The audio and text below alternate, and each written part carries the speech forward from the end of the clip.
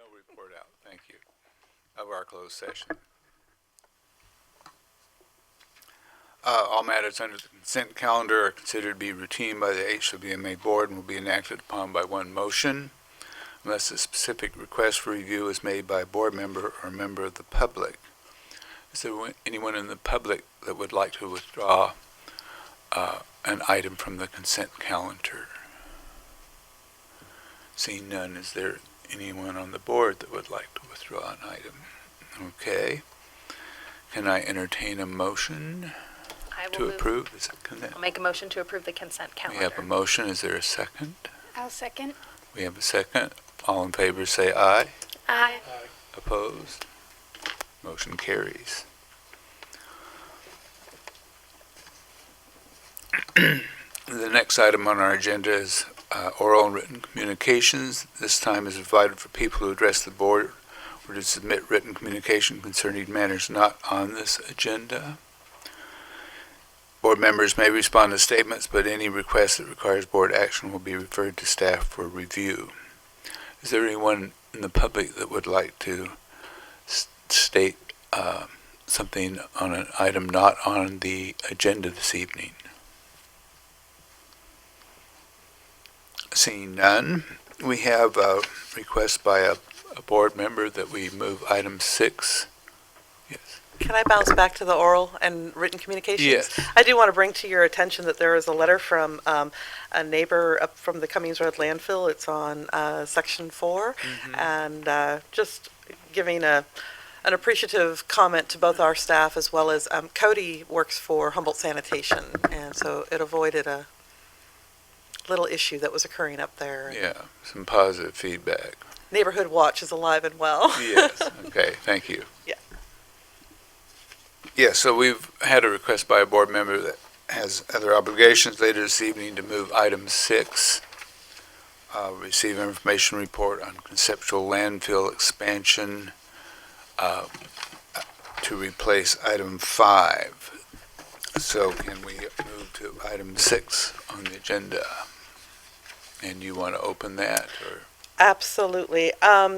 Just by way of a little bit of background, and while I'm doing that, I'm going to have Tyler pull up the landfill expansion slide.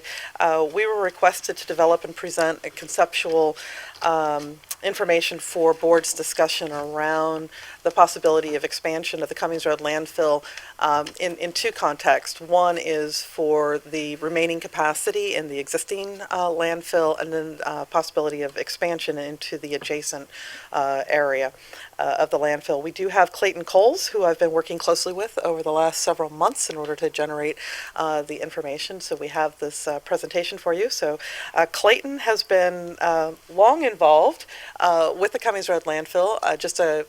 Well, actually, I think you were going to give a little bit of your history around the landfill, so I won't steal his thunder, but I would like to introduce Clayton and all the close work that we've done with Lawrence and Associates on this project.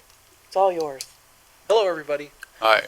I got some new faces up there, and I'm Clayton Coles with Lawrence and Associates. I've worked on the landfill since about 2008. Just little bits back then, and then eventually I took over the permitting responsibilities for getting the landfill closed. Over the years, I've dug through a Connex box to sort out all the history for the landfill, and so it's all rendered down into one slide for you. But just so you know, I've been doing solid waste for 30 years. I specialize in landfill design, construction, management. I actually am the landfill engineering geologist for 4 landfills, where I come up with all the sequencing and cost estimates and planning for those landfills. Plus, I planned expansions of landfills, new landfills, and all the permitting that goes with them. So that's what I bring to the table. You've been Can you guys hear me? Yes. Okay, so that's what I bring to the table. So anyway, just so you know who I am, and Lawrence and Associates has been in business since 1976. And where are you located? We're located in Reading. Oh, actually Shasta Lake, just north of Reading. I tell people Reading because a lot of people don't know where Shasta Lake is. All right. So Tyler, could you go to the next slide? Well, first, that slide, that's a picture of the landfill when we were doing the phase 2 closure. The landfill was closed in 2012 and 2015, and in between the two, the burn dump cleanup was done, and the waste from that burn dump was put in the landfill. And that's a picture from the phase 2 landfill with the groundwater intercept trench in the foreground. I didn't really have a good picture of the groundwater intercept, or as they call it, interception trench. So that's about the only one I have. So next slide, please. All right, so what I was asked to do is summarize the capacity history for the landfill, preliminary findings of conceptual expansion into the adjacent groundwater. It's also called the groundwater, informally the groundwater diversion trench, because it's easier to say than groundwater interception trench. That's what it's formally called in the waste discharge requirements. And then a summary of prior landfill siting study. So let's go to the next slide, please. Thank you. Just gotta click through them, yeah. Gotcha. So first subject is the capacity. So in 1997, I found a capacity report. Capacity reports are those reports we prepare for modern landfills. We do them annually, where we calculate the remaining site life of the landfill for planning purposes, and also to calculate how well the staff has been doing at compacting the landfill, because landfill capacity is a resource that needs to be coveted and conserved. It can't be squandered. So in modern landfills, the staff that operate in them are required to meet certain goals for compaction, so that you don't waste that space and soil usage. So how do you measure compaction? Is that like obviously a volume-related thing where Yep. you're trying to reduce volume down to a certain Yes. minimum or maximum? So what we do is we'll do surveys each year, compare the surveys and do an ISOPAC, which is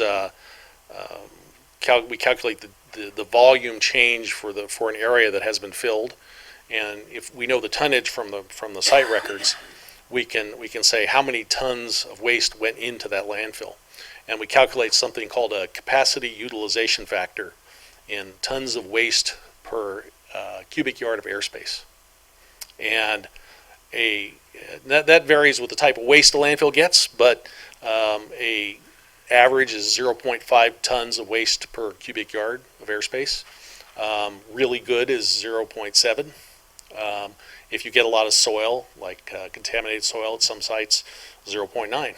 Really poor is 0.35. I think that's probably the worst I've seen, but I have seen it that bad. Private landfills tend to do better than public landfills because there are more consequences to not doing it correctly. Okay, thank you. Sure. So in 1997, there was a capacity report that said there was 890,000 cubic yards of landfill, of airspace left. And airspace is what we, in landfill lexicon, is what we call the volume of landfill that you can put garbage in.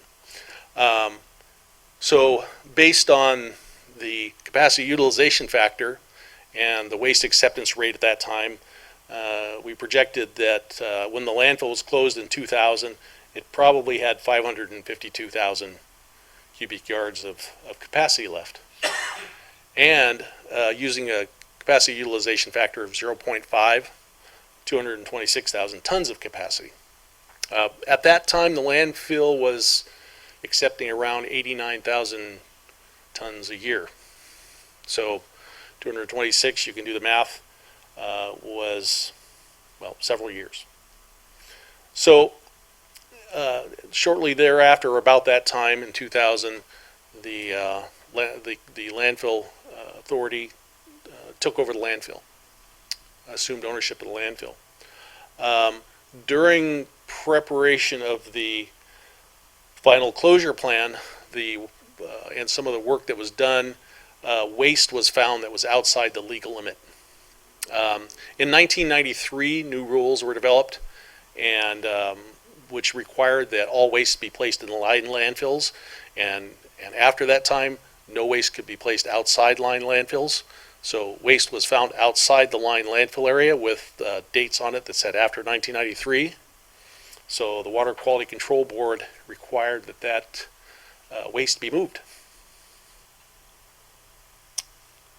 And then, and so that waste was moved from outside the landfill footprint inside, well, from one place in the landfill footprint to another place in the landfill footprint, and then used up some more capacity.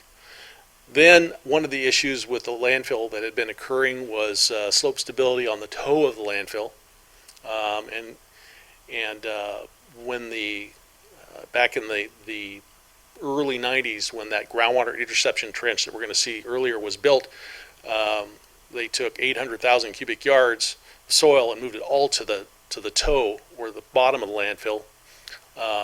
And can you go to the next slide? Maybe that'll help here.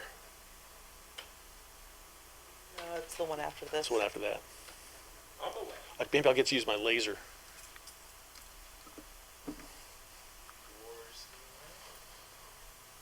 Next Still one. one more. Next one. You're gonna have to come back. There you go. Okay. So waste soil was moved from this area up here to make this trench to intercept groundwater, and it was moved down here to the toe of the landfill. Well, it created slope stability issues and settlement, and so the water board required a solution. And so in 2006, approximately 200,000 cubic yards were moved back up to the top to the area where there was remaining capacity, eating up another 200,000 cubic yards of capacity. Finally, after closure of the first phase of the landfill, which is right around in here, it's called the toe. We closed that in 2012. Then the burn dump issue raised its ugly head. The burn dump was down here. What had happened is back in the 30s up until the 60s, waste was burned and just shoved off the hill here. Some of it was shoved in the other direction down into the canyon, but that was subsequently covered with a landfill. And so the Regional Water Quality Control Board required a cleanup of that burn dump debris. And because a little bit of that burn dump debris was actually touching the landfill, they actually allowed it to be called consolidation of waste. And rather than hauling that waste to a landfill in Southern California, it was allowed to be put in the lined areas of this landfill, Cummings Road landfill. And that's what that hump is there, and that hump. So that was 97,000 cubic yards. So if you go back, please. And then when during the last phase of closure, that's all right. You go back to that one. I'll point at something here. Thanks. I guess that's what this thing's for here, so I can do that, huh? It's all good. Yeah. So actually, during the last phase of closure in 2015, we found some waste here that was also out of the line area, and about 6,000 cubic yards were also put in the landfill at that time. So at the end of all of this stuff, when the landfill was finally closed, there was something like, I can't remember the amount that I said in here, but 92,000, 185,000 minus 6,000, 179,000 cubic yards of capacity, half of that in tons. So It was about 85,000. yeah, so 85. So that's about a year of capacity in the old days, and I don't remember how many tons you do a year these We're days. close to 70 now. 70, so a little less than a year's worth of capacity. The problem with that is that the reason the landfill was closed is because of groundwater contamination, and the Water Quality Control Board said, we don't care if it's not full yet, you're closing that landfill, or else we're going to make you do a more expensive cleanup. And so the capping of the landfill was a remediation for groundwater contamination. So that's kind of the history of the capacity, and really, the water board was really nice in letting you guys put that 90,000 cubic yards of burn dump debris in there. They could have dug in their heels on that, and they didn't. So that saved you many, many millions of dollars. So now the question is, the landfill's closed, can't do anything with it. Back in 2008, I submitted a proposal to do a similar, more extensive study, and I came to the board meeting to talk about my proposal. And so did the rest of the community, most of which were from Cummings Road. And one of the things in my research back then that the Regional Water Quality Control Board said is, okay, you can't put waste in your landfill. It has this new landfill. If you're going to do it, we don't like the idea, but it has to be a separate landfill. The reason for that groundwater diversion trench was to collect water as a corrective action for groundwater contaminations, to prevent water from going under the landfill. And so you can, if you want to do this, you have to make sure, you have to guarantee that that function will occur in perpetuity after you put a landfill on top of it. And after hearing that in public outcry, the board said, stop. We don't want to go any further. Now, when it comes to building a landfill, why don't you go to the next slide for me? So I talked about the starting assumptions, groundwater trench. So a new landfill would need to be built under the new standards. Go to the next one. The old landfill was started before the new standards and was gradually modified as new standards came into effect, and part of it's lined, part of it isn't. Part of the lined landfill is on top of part of an unlined landfill. So this one would have to be all new, modern landfill. And one of the things that I commonly tell my clients that are expanding or thinking about building a landfill is there's an engineering solution to almost anything. The problem is there isn't a cost solution to almost anything. And when you build a landfill, the obstacles can start building up and stacking on top of each other until they can't be overcome financially. You're looking at it in aside from everything else, in the simplest terms. So a modern landfill, and we've adapted this from something from the EPA, but a modern landfill has to have a multi-layered liner. So it has to have a clay liner, and it has to have a geosynthetic liner, that's basically a plastic liner, and then it has to have what's called a leachate collection layer on top of that, which is gravel that lets leachate is water that falls on the landfill and seeps through it and comes out the bottom, tainted with some whatever's in the landfill.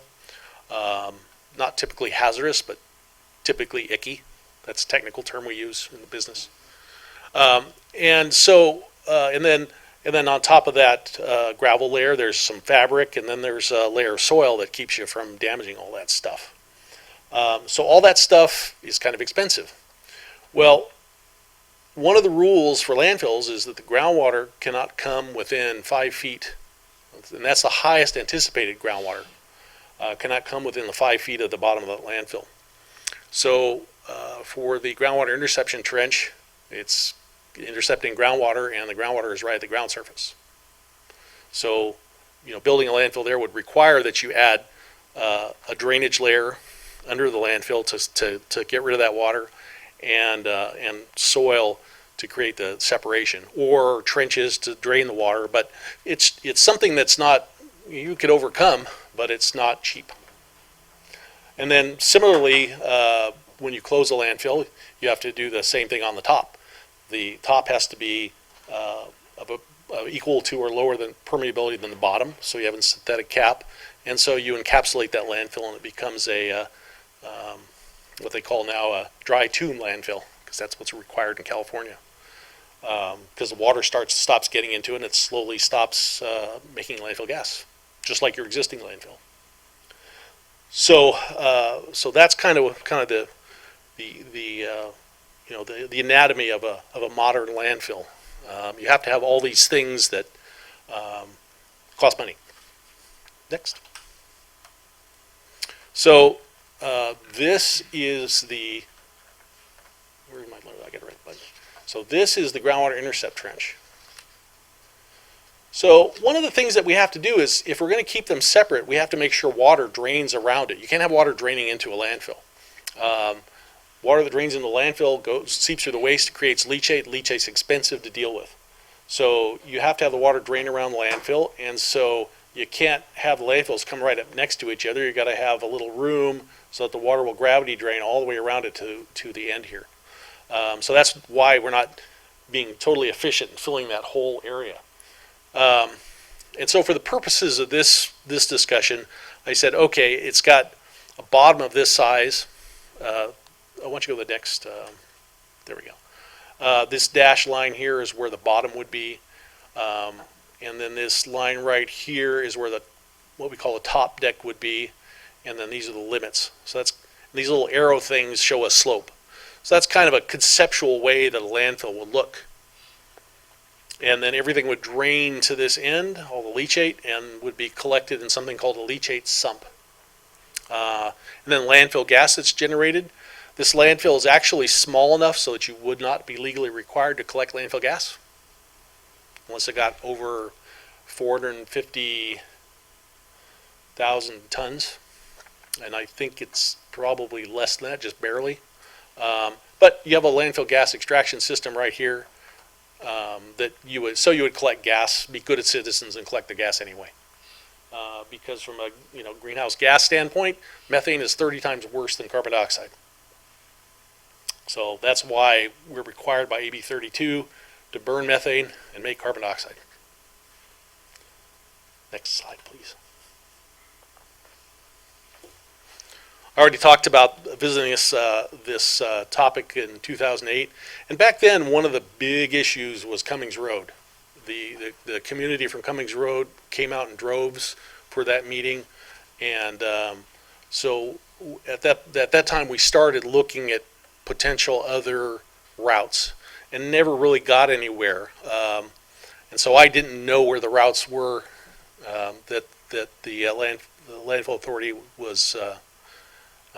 Waste Management Authority was pursuing, and so we kind of excavated out what we think the original routes were, and so we found two options, one from the end of Cluck Road and one off the end of Mitchell Road. Why don't you go to the next picture? So here's a road off the end of right here. That's off the end of Mitchell Road, and there's see another road right here off the end of Cluck Road that would come around like this and go up through the logging roads and connect with the other end of Cummings Road. So those were the two options we found, and they're both, well, you can't read the bottom, but they're about 1.6 miles. And isn't Cluck private? Yep, it is. And Cluck so, Road's private, so you'd have to, and you wouldn't get it right anyway. yeah, exactly. With that being said, where's our property line with the 440 acres? Sure. It's So this, the green boundary is our property. yep, and then the the forest. blue, property. So our property basically goes all the way down to Mitchell. Not quite all the way, not but quite. Mitchell's up here. That's where Up Mitchell there? is. Okay. And there's a logging road. Yeah. I don't know who owns it. We haven't HRC. taken it this far, so that would be another step. But assuming that you could obtain an easement for either one of these, we plugged into what the cost would be to develop the roads, and assuming that that Cummings Road wasn't viable, we plugged in the cost. But we also figured out what the cost is if Cummings Road is viable. Because one of the things to remember here is this landfill wouldn't be used for the public. It would just be used for your waste in 7 or 8 trucks a day. Is that what it is now? So, it's a few more than that, but yeah. and plus construction equipment and plus employees and whatnot. So it really wouldn't be used for, at least that's the assumption at this point, for the Packer public. trucks wouldn't be running, up and down. It would be all consolidated at the transfer station and then hauled up there.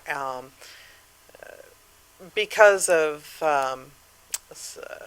we're currently hauling in possum belly trucks that are put onto tippers.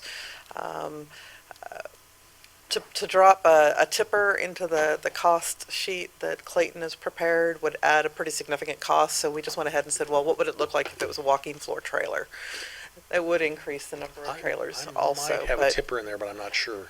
We didn't want to fall too far into the weeds. We were really trying to give you guys a larger picture and where some of the, Walking floor's not gonna last very long hauling well, garbage. exactly. So, Yeah, walking floor is 19 tons. It just doesn't, Yeah. they can't be used long-term. There's too much that's acid. a lot of wear. Gary, they go to hell in a hurry, don't they? And one of the problems with from operationally from a truck tipper, I absolutely hate them because they take up so much room. You have to have a 250 foot, well, at a public landfill that has garbage trucks going to it, basically a 250 foot by 250 foot pad. Do you guys do work with Dry Creek? I've been there. Because Dry Creek moves theirs every 3 days, and Yep. they don't have a 250 by 250. They knock it in, knock it out, cap it every night, and dump pretty quick. It's because they take a lot more waste. Fully understand, but I mean, and they do it in a shorter. They don't do it by 250 by 250, is what I'm saying. Yeah, so the landfills ideal to have public waste as well, so they have to have room for all that stuff, so that they don't have trucks running over people. Room Don't- for trucks to don't- turn around. Yeah, I think that the big issue is, Yeah. for this purpose, we didn't include a tipper Yeah. in So- here. I may or may not have. I don't remember. You did not. Okay. Yeah. Yeah. So,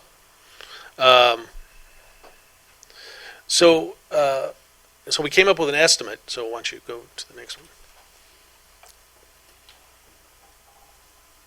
Okay. So you guys have copies of the spreadsheet in my package.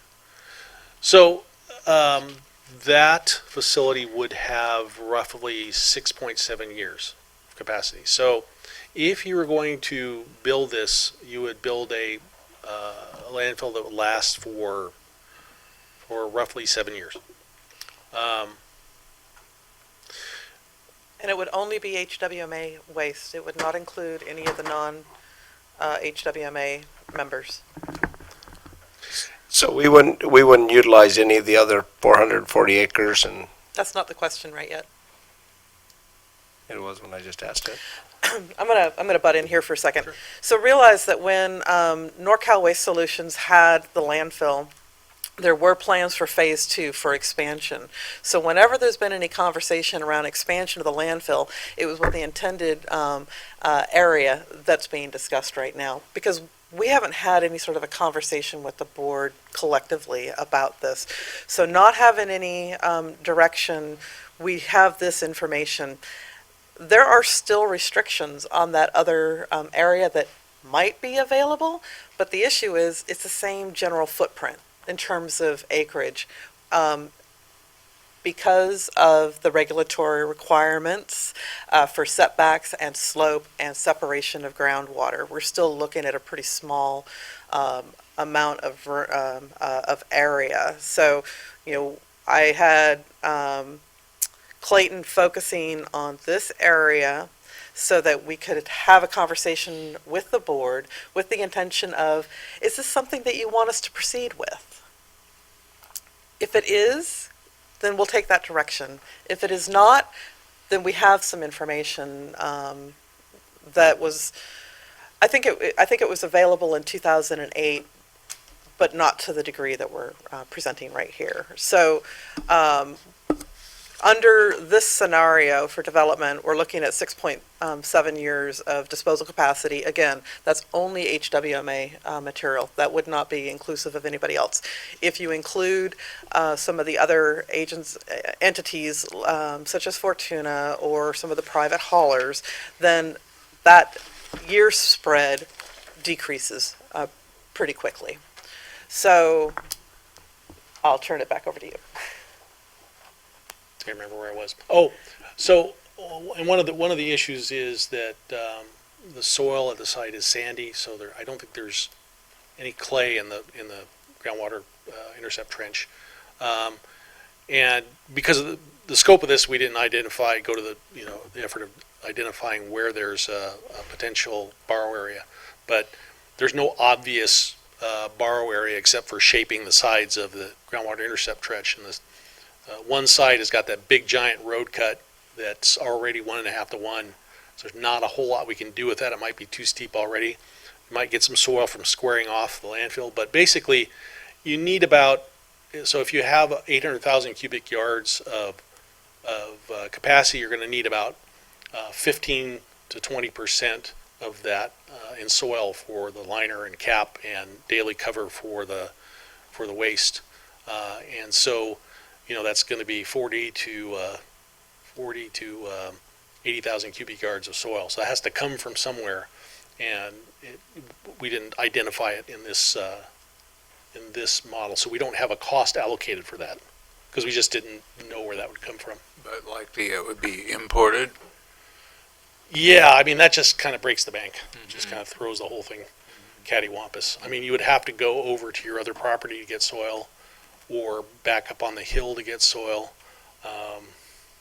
Maybe on the ridge, on the other side of the landfill. There are potentially places to do that. We just haven't identified them, but they would have an unidentified cost. So, I have a couple sure. questions. Just because this is kind of a new subject for me, by regulatory minimum of 15 years, that means that in order to legally open up a new disposal site, it has to have that much capacity? No. No, okay. You as an entity would have to demonstrate that you have 15 years of landfill capacity. That can be a combination of this and something else, Okay. but So like an arrangement with another disposal site would demonstrate Right. that capacity? the risk that you take is if you build a new landfill and you tell Dry Creek, okay, we're not going to take our waste there anymore, that in 6 years or 7 years when your landfill's full, they're fully allocated with customers, and they say, but we can't take your waste. So that's the risk. I don't know if that's a high or low risk or not, or anything. There's also Anderson landfill, but and so then you're kind of at the mercy of whoever's got the market. Can someone help me understand why we're exploring this option? Is there something about our current arrangement that isn't working? Our current arrangement is fine. This was a question that I was asked to bring forward to the board. Okay, Yeah. thank you. And so just so you know, this estimate has lots of numbers in it, but it's based on area times thickness, very, very rough estimate. And so to take this further, you would actually have to come up with a real design to come up with a real cost. But it's in the ballpark. And the costs that I use in here are actual costs from other landfills. So I didn't pull these out of the air, in case you're wondering. Except for probably some of the road development ones, those are probably a little fluffy. But all the landfill construction costs are real costs. Do we have concerns about the current arrangements we have with other landfills? This was a question that I was asked to Okay. bring I forward just to the wanted to- board. Yeah, it's really as simple as that. It's been discussed as a topic periodically. What about the remaining capacity up at the landfill? We have this additional property. What if we look at developing, the landfill? You guys haven't had an opportunity to receive any of the information, so what we wanted to do was answer the first question. Is there remaining capacity at the landfill? The answer is, it has diminished over the years. So it's sort of like there's a general community knowledge about this remaining capacity. What a lot of people haven't seen is that it has slowly been eaten away through these things that have occurred with the replacement of the out-of-area waste and then the burn site, yada, yada. Again, then the question was, if it was to be expanded, where would it be? It would be adjacent to, which was the original footprint that was identified as the expansion area, the phase 2 for the original landfill. I think that when that original landfill concept for phase 2, which would have been done by NorCal Waste Solutions at the time, that predated the requirement that they install the groundwater diversion trench. So there was a lot more capacity. But because of the requirements that are associated with the groundwater diversion trench, you no longer have that depth. It's got to be a lot higher, and you're still going to have to deal with this sort of infrastructure. So that's where we've taken this just for purposes of being able to say, do you want us to continue with this? If so, there's going to be a higher cost so that I can work and get that information. And then we just need to start having some functional conversations around it. This was really informational. There's nothing wrong with our current disposal. None of that. This was genuinely a question. And I think it's a good question because I hear it enough, not just from board members, but also from staff members who are curious. And so we'll go ahead and bring it forward for some discussion around it. Well, I've probably been the most vocal about it. Because I wasn't throwing anybody out there. I'll wear it. I'll wear it because actually working around that landfill and being around it for the last 40 years, all the way back to Strombeck days. The question was, and that explains a lot of it. When the landfill was closed, there was an estimate that there were 60 to 80 years worth of capacity left. And Dr. Mattson, and then we have another 442 acres. So we can sit here and, ask why we have to ask this question. People are always asking me, and Gary's a good friend, and if you've ever been to Dry Creek, and I suggest if anybody ever goes to a landfill, I suggest you go tour Dry Creek. Gary will give you, the Model A Club has an annual tour. They take their cars up through the landfill and have a picnic up there on a Sunday, one day a year. It's on their flyer. It's a beautiful landfill. They cap it every night. They've got 2 dumps. It's well run. It works very, very well. With that saying, we're taking our waste across the Wild and Scenic River along 199, 227 miles, and putting it in somebody else's backyard. So somewhere in there, the carbon footprint that everybody seems to worry so much about and everything else, but when it's convenient, is huge. We run 8 to 10 trucks up there a day. We've been fortunate. There's been backhauls available and everything else. So with that, a lot of people ask, why aren't we taking our own garbage? With our expansion of our property purchase, there was an alternative road, not to influence on the Cummins Road people, and just to have our trucks. In the old days, there were 80 to 90 trucks a day. Everybody took their everybody took their squeeze trucks, everything went up there. They took construction trucks up there and everything else. So the question is asked on a regular basis. We met with Cal Recycle up there during the time of doing the burn dump, and Cal Recycle, yeah, they were I up there. thought you had a conversation with them in Sacramento. No, it was at the dump. Okay. I've talked to them in Sacramento, but I talked to them at the dump too, and they said that there was an availability if it was there. So these questions have to be asked. Obviously, we can almost cut this whole thing short and say it's inconceivable to do, and that should put it to rest. But when people ask, our due diligence is to answer people's questions. Why are we sending our garbage away? And we're fortunate. We have a great relationship, with Dry Creek, and and they're not going anywhere. And even if we left for a couple of years, they'd take us back in a heartbeat. They're that kind of guy. But I mean, it's a great situation out there. But if we don't have all the answers, and this has been bouncing around since 2008, I think this puts it pretty much to bed. Yeah, so I'm going to have you go back to the slide where you were, and that's really part of what we wanted to bring forward was, here's the question, just doing a really, a high-level fatal flaw analysis, what does this look like? And one of the big things to realize is that there are requirements for us to meet, and there will be costs to those requirements. And so just for comparison purposes, the cost to transport and dispose of the waste would be between $85 and $102 a ton. We are currently paying for disposal and the transportation, $63 a ton. That's still a conservative estimate, that 85 to 102. And that is all predicated on, A, being able to get the regulatory concurrence. In conversations with the regional board, which is who would be doing that work, they are not supportive of it, primarily because of the environment that we live in. It's just a really, really wet county, and there are challenges because we have springs everywhere. The other component of road development, it would be a real challenge. There's actually one easement that we currently have, and it is one of the logging roads, and it goes through another piece of property. So if we're hauling timber in and out, it's a non-issue. Hauling garbage is specifically out of the question underneath the easement. So it's taken us some time to kind of pull all of these pieces together. But I think, twofold. One is, you're right, there's a lot of, there's the impacts of transporting our waste out of county. Nobody is going to disagree, but I will tell you, what we are doing is simply transferring, we're shifting.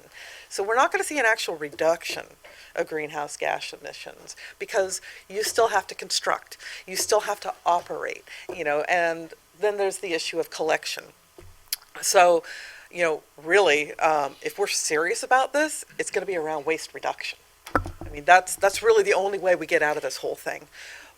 But one of the things that we also wanted to pull forward, because there are a number of board members who may or may not have been aware of some things that happened in the early 1990s. And I'm going to have you go to that next one. And I just want to have this so that I think it's informative and it helps us have a bigger conversation when people say, well, Humboldt County is big enough, why don't we have a landfill? Next one. So, the question really is, so where could it go? And so the question was asked in kind of as a result of, one, the Arcata dump was closed. The Table Bluff landfill was closed in '78. All material was going up to Cummings Road. There was the Pequon dump, and there were a couple of smaller, dumps, but they were all being closed at the same time as a result of these new regulatory requirements. Pequon dump was an illegal dump.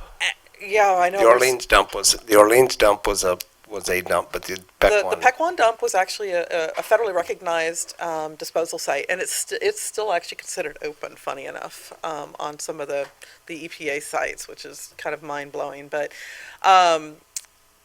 it didn't actually function as like a landfill dump. It was pretty much bringing the material, open air burn, and very similar to what most sites were here. The Cummings Road landfill by the late 80s was recognized as very rapidly running out of capacity. And there were a lot of conversations that were happening amongst all of the jurisdictions because they were aware and they were being asked to identify what kind of material they could get rid of, like biosolids. So a lot of biosolids were going up there. Can you not get the biosolids in here? So some of the municipalities started looking at composting of the biosolid waste in order to keep it out of the landfill. So it was identified. The Board of Supervisors in 1991 formed essentially kind of a task force, a study, and there were a number of people, I don't remember how many people, I think it was 12 or 18 members of the community. It was a really robust period of examining what other options are out there. Go ahead and go to the next one. So what they did is they identified these 5 general regions, and out of that 5, they looked at 25 sites that met some basic criteria based on the regulatory, community-based. They were taking a look at where community plans were, proximities of schools and hospitals. The work that was done is pretty impressive, and I wanted to make sure that it doesn't get lost, because if we're going to have a conversation around development of a landfill or other kinds of infrastructure, we should also be informed about some of the prior investigations that have occurred. So they were able to take those 25 sites, they narrowed them down, and can I just say the only reason I know about this is because I was paying attention like from a really far distance, and somebody was cleaning out their files and they found the document and they gave it to me. It's now in our files. But so if anybody wants to see it, I'm happy to share it. Those 25 sites were then narrowed down to 9 as far as candidate sites, and then they went out and they started conducting site-specific, some of the geology and some of what kind of constraints would be out there. They further narrowed it down to 3. Drop it down to the next slide, please. And one is on the North Fork of the Elk River headwater, which was owned then by Pacific Lumber Company. If it's not in, it's immediately adjacent to the headwaters forest. The other one was a site that was in a canyon that was over near Little Freshwater Creek, and it is a salmonid habitat, pretty productive. And the other one is on the timberland, which is now known as the McKay Tract, which has since been picked up by the Board of Supervisors as a community forest. So these were the 3 sites that identified as being the most favorable for potential landfill development, and this is what they're looking at, today. So I feel like I had another point in there, but the upshot being, many of the other sites, I took a look at them. Some of them were kind of hard to tease out. There were two that were in between Ferndale and Scotia. There were a couple down in southern Humboldt. There were two that were located across from Patrick's Point in Trinidad, and it's like, that's kind of a non-starter. So it is a really informative report. They had a really robust community engagement and participation. And if we're going to look at something like that, I would almost say, let's take a look at kind of the way they structured that so we could have a really strong community conversation. But again, landfilling is not the answer. Yeah, I do want to say I do appreciate that we have this information. I know you've been, this is my 5th year on this board, and we've been hearing a lot from you about your interest, and I know other folks have been interested in just getting the information. From the get-go, this has not been my interest, but I always think it's good to have the information. So I appreciate that we have this. So thank you for really this really great, thorough information, this research that you've done and report you've pulled together. And just, I'm sorry. Go But I think it is important to recognize that all of our constituents are going to have different questions. So, right, like you've been hearing from folks about why don't we have a landfill in Humboldt County?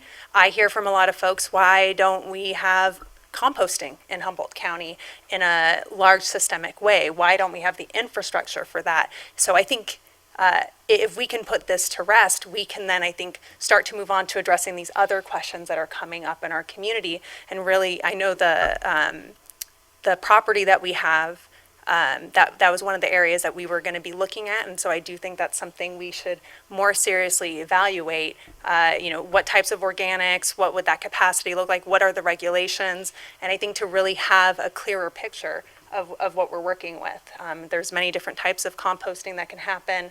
And so. Knowing full well transport's going to be the issue on the Cummins Road residents. I know I've lived that, so. Sure.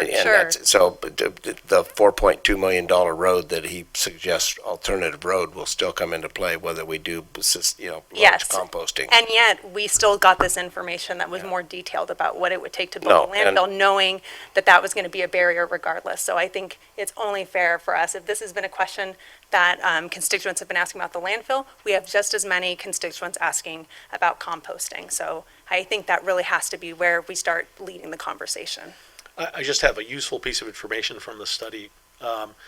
Their goal was 100 years of capacity, and their criteria was 260 acres.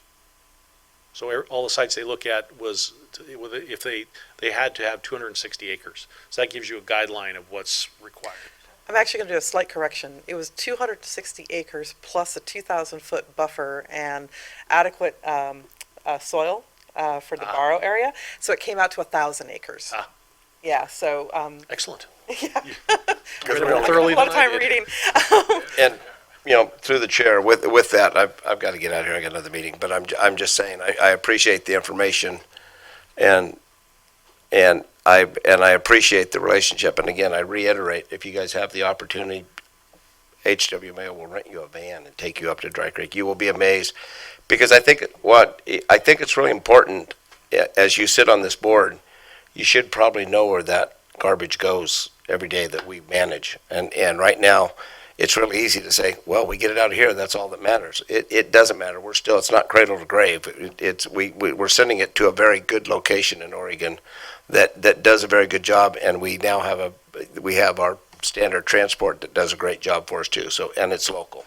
So those all play into it, but these are still questions that had to be answered, because we do have 600 and some odd acres out there, when you count everything we have, of land that is available, so people want to know why we have that, and I think that's been answered. Thank you. So I'd like to just add a couple things before you head out. One is that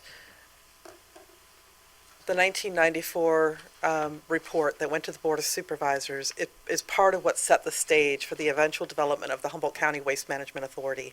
And the Humboldt County Waste Management Authority was charged with essentially looking at out-of-the-area disposal, which is part of how we came into being.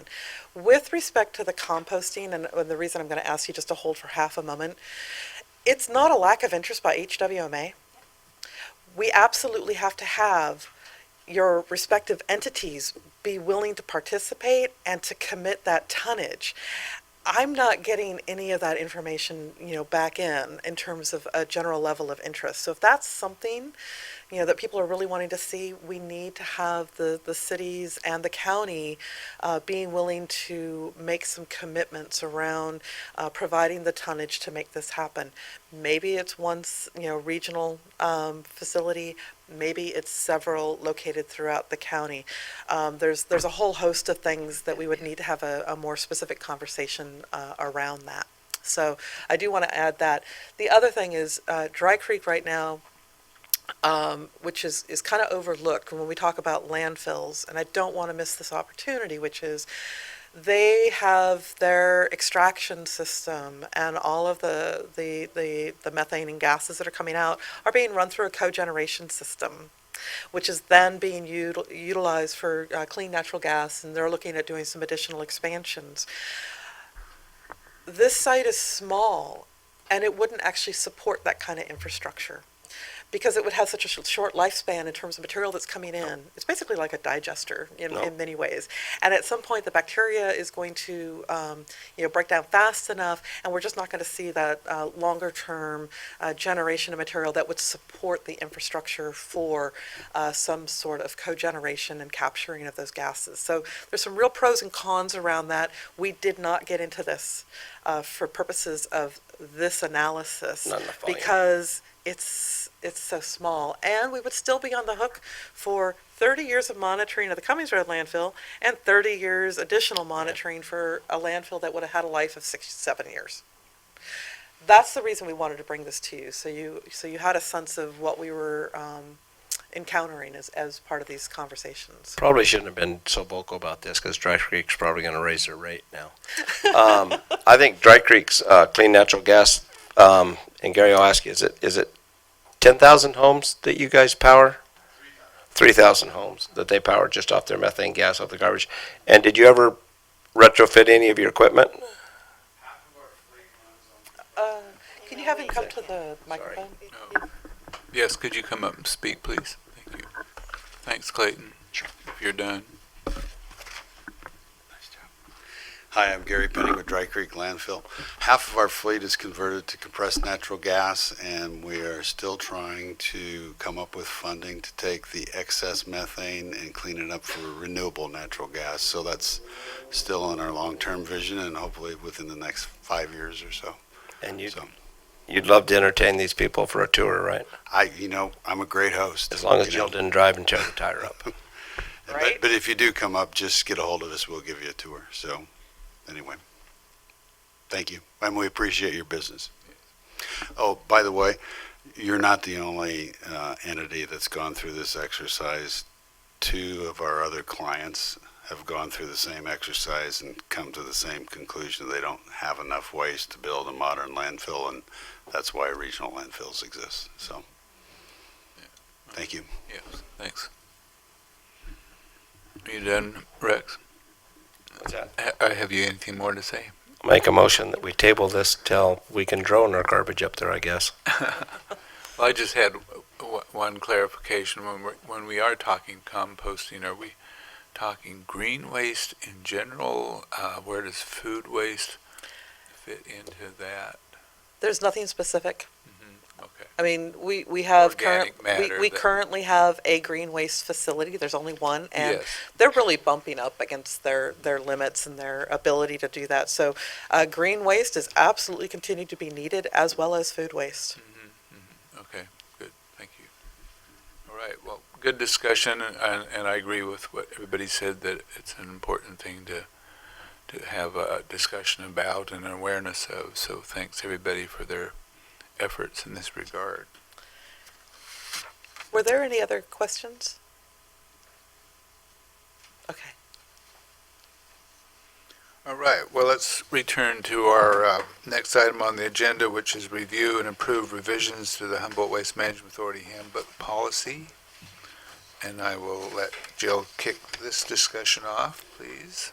Yeah.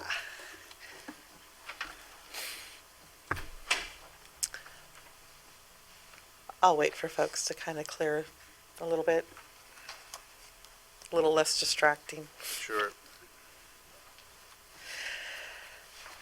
So this evening, I've got just a short little overview of what we're asking, because this is a bit of a clunky item. There's a lot of moving parts, and so it was a little bit of a struggle to figure out how to structure it so that we can get through things fairly easily. The important thing for you to know, and I don't know if you all have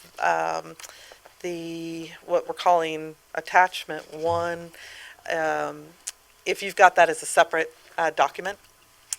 You sent that out as a separate document, but if you printed it separately, okay, exactly. So when I'm Yes, we referring do to have attachment 1, this is the existing policies, and you're going to note that there are a number of red lines that are in here. And this is not the only one, but most of the revisions were done here. So go ahead and move through here. So one thing I want to let you know is that we did do a drafting and revision for policy series 1000, which are general. Where are you going? So 1,000, 2,000, which is personnel, and then 7,000, which is document retention, disposal, and storage. After this was completed, and I'll note that did a lot of work on this over the course of the last year and worked with Nancy to finalize the review, which was completed in, mid to late July. We then circulated it for employee review. So the employees had a 2-week opportunity to review and prepare any comments or questions that they may have. We didn't get a whole lot, but the questions that we did get there were some good clarifications. In a couple cases, they resulted in clarifying edits. Unintended, like, well, I wouldn't have thought somebody would have interpreted something that way. Okay, we'll clean that up. And then those comments were reviewed, and Nancy and I went through it again in order to make sure that those cleanup edits, if you will, were incorporated. So all the employees did have that opportunity, and it was nice to see them participating in that. Next slide, please. So the purpose was first and foremost, the last time that the policy handbook was reviewed in a comprehensive manner was back in 2009. And there have been a number of policy revisions that have come forward, which are now been pulled into that document that you have before you in the handbook. We did go through, and I've got the proposed changes and track changes. I did not include the deletions. I did not include the deletions because it became it was really difficult to just read through in a clean manner. So what you have are the proposed revisions. If anybody wants to see what was being removed or deleted, we would need to go back to the 2009 handbook, and I'm happy to bring that back to you so you can see that in the entirety. There were a number of universal edits to the document, which includes moving it to a gender neutral and updating all of the position titles. A number of changes that were necessary in order to be consistent with state and federal law. And then, of course, there have been a number of practices that we've been actively engaged in, and so we pulled in those practices into the policy where appropriate. Some things, if it was diving too far into the weeds, we gave those broad policy directions. And then we have some proposed, the revisions that were in the handbook itself, and then there's attachment 3, which was, and these are the additional policies we would like you to consider adding to the document. And then the big thing is looking at a restructure of just the personnel policies. If you take a look at the table of contents in this document, you'll note they're not very sequential. So for instance, separation from the authority occurs before discipline. So if you're an employee who may or may not be familiar with policy and you're trying to read through and you're trying to see, how does this apply, you really have to search to find things. And in some cases, there may be one line buried 3 or 4. And so we just tried to bring everything forward. So part of what we're proposing is that we restructure the personnel. And so I gave you a sample table of contents, and I realized it was kind of clunky. I just couldn't figure out a better way to bring it forward. But the items would then be grouped together and listed sequentially. And so we're asking that if the revisions and the proposed policy and the restructure is agreeable, then we would move forward with finalizing and updating the book. I'll have you go forward. So what we're asking you to do today is to receive the staff reports by policy series, so that way we can kind of have a conversation around specifically, and we're not talking the three different, policies that we're asking you to do. We can kind of group those conversations, that you discuss it, provide direction as appropriate, and then adopt the resolution, move to approve the resolution that would bring it forward. If there are any substantive issues that you want us to bring back, then we'll take it back, get it, address those issues or concerns, and bring it back to you at a future board meeting. I think the important thing for everybody to know is that there's nothing in the proposed revisions that would confer additional rights nor obligate the authority to any additional, cost or anything like this. So everything is again, consistent with what we're doing today. So underneath policy 1000, this really kind of governs a number of the board activities, some of the how we go about revising and updating the document, talks about conflict of interest for both the board members as well as your staff.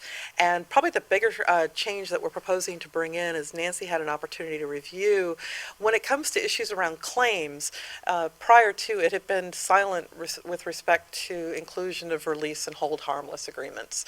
So pulling that in. And in this case, what you guys don't see is, periodically, it's actually been quite a while since we've had one, but I'll use this as an example. If you've been into the facility, you're familiar with the arm, right? It allows vehicles to come and go. Sometimes the button gets hit early, or somebody pulls out halfway and stops, and the button gets hit, and it mars the paint on the car, even though we've got all these, little buffer on it.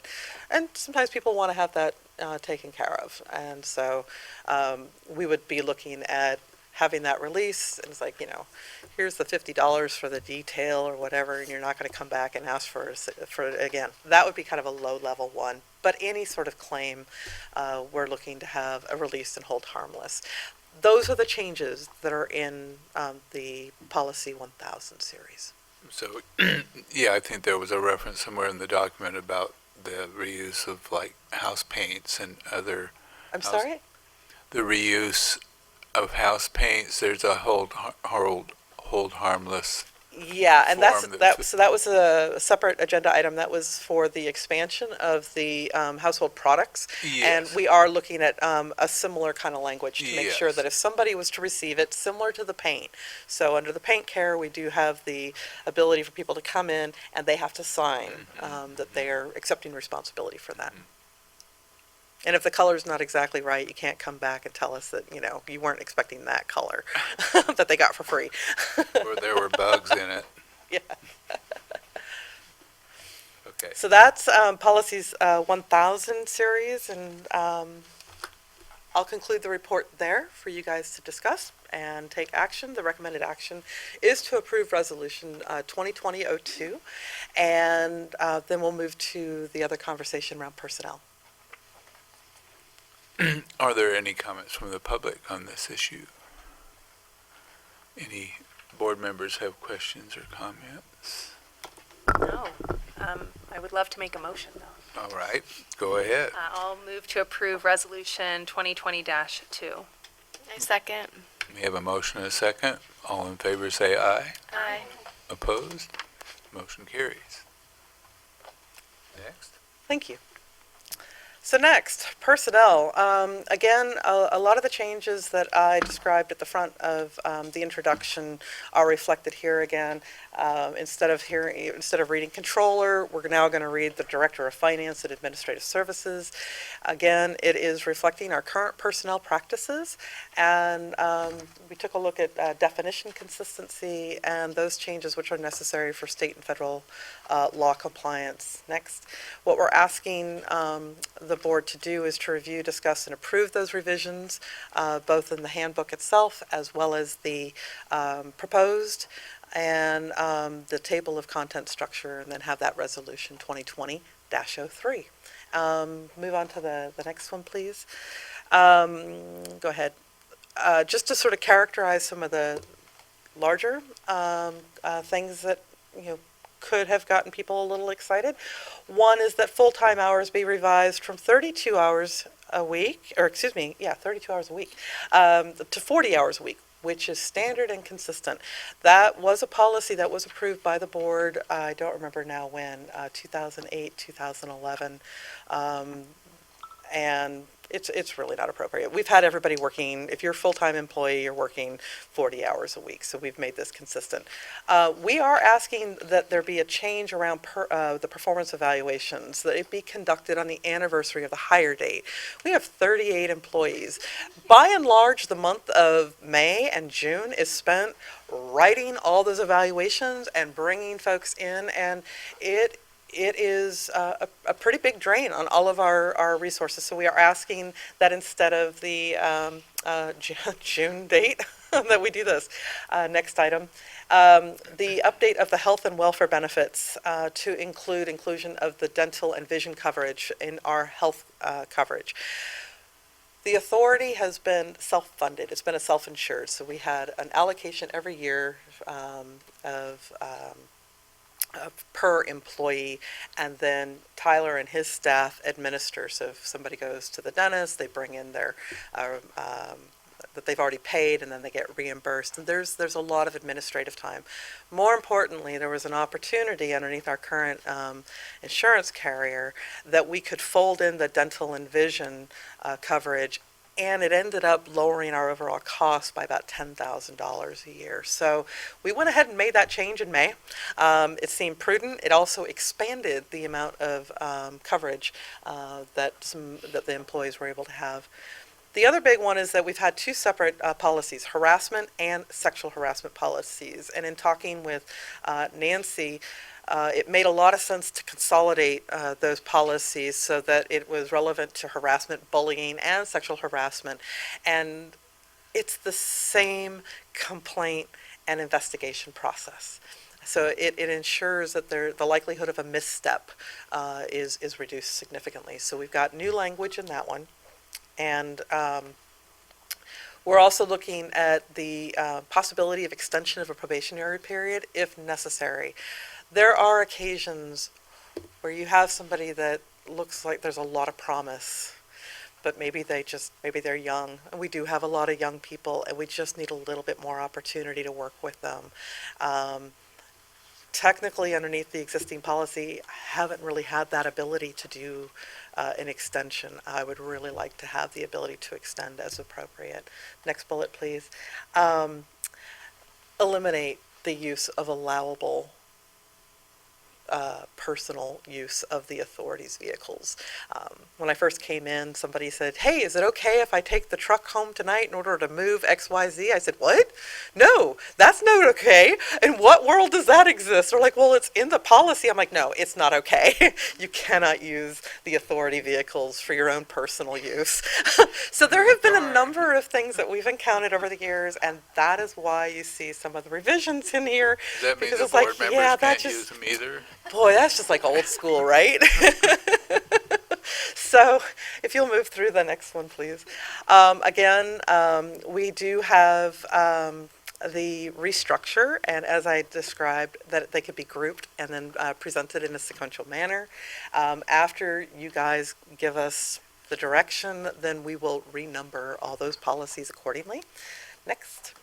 And we have a whole host of requested policies, a number of things, really getting into some of the, how are we recruiting for people? Applications and all these things. It's been relatively silent. There's enough. More importantly, there's been really good practices, but it would be really good to have it in a policy so that it's not a question, in the future. The other one that we're looking at completely replacing is the electronic devices and communication, because in 2009 the world is really different than it is today. So, I don't think I have another slide after this one. Nope. And so that kind of summarizes what we're looking at doing for the Policy 2000 Personnel Series. Okay, thank you, Jill. Any comments from the public? Seeing none, any comments from directors? I'll make a motion to approve Resolution 2020-03. We have a motion. Is there a second? I'll second that. And we have a second. All in favor, say aye. Aye. Opposed? Motion carries. So the last remaining piece is the Policy 7000 series. And for this, I'm going to ask you to turn to your actual Policy 7000. They are literally the last 2 pages in your document. The policy that we're proposing to remove really is specific to the record retention, and it's been sufficient, but it's not comprehensive. And so what we're proposing to replace it in its entirety with is a full document retention, disposal, and storage policy, so that we can better, identify how that material is being handled. So the Policy 7000 is a far more robust, process, and we've also identified what the schedule would be and where certain types of documents would be handled in terms of you store for a couple of years, or we keep them forever, or whatever is in between, in accordance with state law. I guess we're prepared to answer any questions from there. We're looking at just a resolution for this one also. Okay. Are there any comments from the public? Seeing none, does the board have any questions or comments on record retention policies? I'll make a motion. Okay, we have a motion. Is there a second? Yes. Go ahead. That's my motion. Okay. Yeah, that's that. I'll second it. We have a motion and a second to approve Resolution 2020-4. All in favor, say aye. Aye. Opposed? Motion carries. Okay, that was pretty straightforward. So we've addressed item 6. We're on to item 7, board member reports. Does any board member have anything to contribute to this evening? You want to start down at that end with Frank? Just not really anything.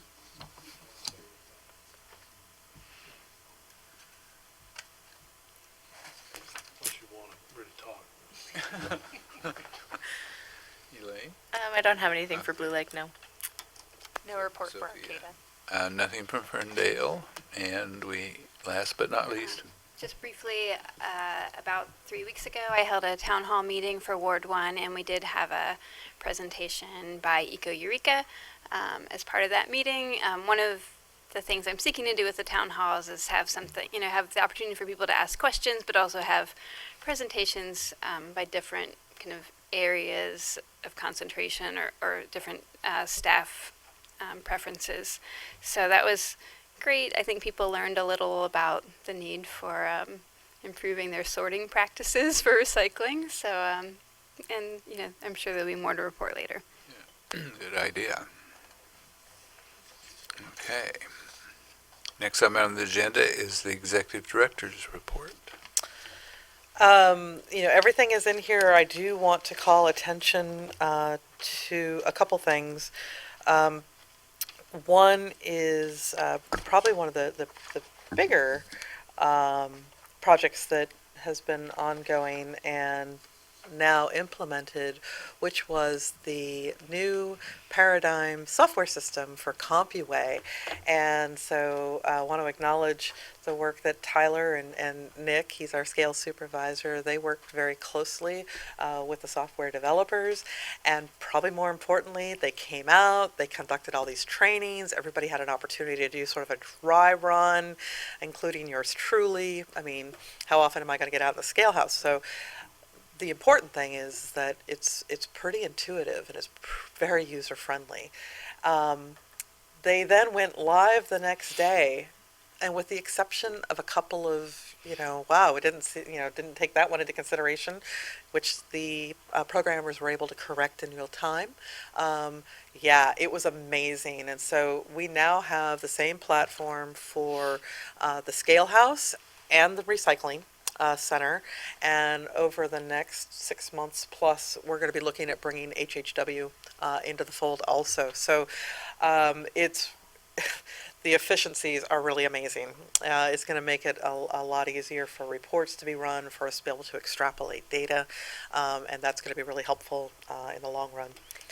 Are those reports something that we would get here at these No, meetings? not or anything? typically. No, you About got- like types well- of, like tonnage and specific? It gets summarized in that sense, but go ahead. Okay. I was going to say, you do get some of that summarized, and it'll get cleaner, I think is the better way to put it. There's an activity report that sort of represents that information in the financials every month, Right. but they'll get better and more accurate, I think is the better way to put it, as we get used to the new system. So. So along that lines, the timing of the software installation also coincided with a new state requirement underneath AB 901 for increased data collection and reporting to the state. So it's great because we'll be able to stay on top of the new reporting requirements without having to go back and use the more archaic system that we've had. I do want to note, and Leslie was able to attend the last AB 939 local task force meeting, which was held. And one of the items that we had conversations around was the development of a waste characterization study, which would be done for HWMA. And of course, we've also reached out and invited Humboldt State University, College of the Redwoods, City of Trinidad, and City of Fortuna. It's a little bit like herding cats. I was explaining to Leslie, prior to the meeting, I was hoping to have this agenda item on the board for action this evening. Not getting a whole lot of response back. And that should not be like the reason that it didn't come forward, but that fed into the original proposal that I received was in February. It just took this long to get the local task force to convene. And in that time, Cascadia, which is the firm that we're going to be recommending to the board, they have also accepted a job down in Los Angeles, and it's a really large study. So we need to do a little, jiggering of the time. So we will have that item for the board next month. And that's going to help to better characterize what the composition of our waste is. Where are the opportunities? When this was last done in 2011, that's when people say there's 30% organic material in our waste stream. It was all from 2011 data. Is that accurate? I don't know. Each one of your entities has been taking on specific actions around trying to characterize, where is the organic coming from? What are they doing to be compliant with organics diversion under 1826? Humboldt State University is now using more of the earth tub.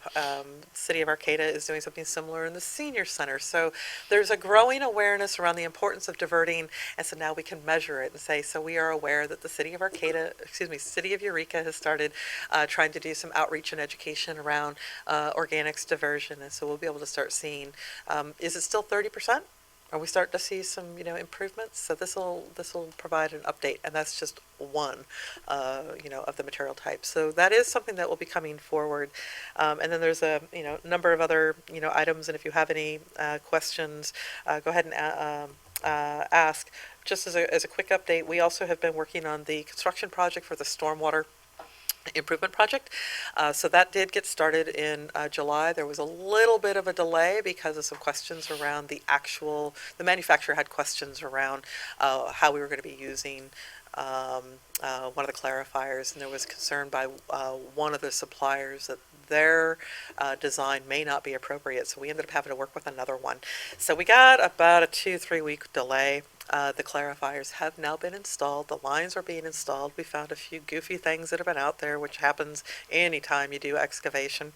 And we're looking at all the grading being done by the end of the week. We anticipate having the asphalt completed within the next week and a half, 2 weeks. So we will still be completed by that October 1st deadline. And so that kind of concludes where we are with things. Very good. Thank you. Any other questions? Any questions from people? Okay. Did you guys all enjoy the break? Yes, yeah. I mean, like you said, it was kind of like getting back in the groove, you know, racing to from Ferndale to Eureka before 5:30, you know, timing those red lights. You You know. made it. Yeah, it was barely. So yes, but it's nice to be back, and thank you for all the work that you've Yeah. done in our absence. And you know, it looks like you've been busy. We have a really, really, really great team. Yes. Really yes, great team. Yeah, super. So thanks, everybody. Thank you, board members. And with that, I will adjourn this evening's meeting. Thank you.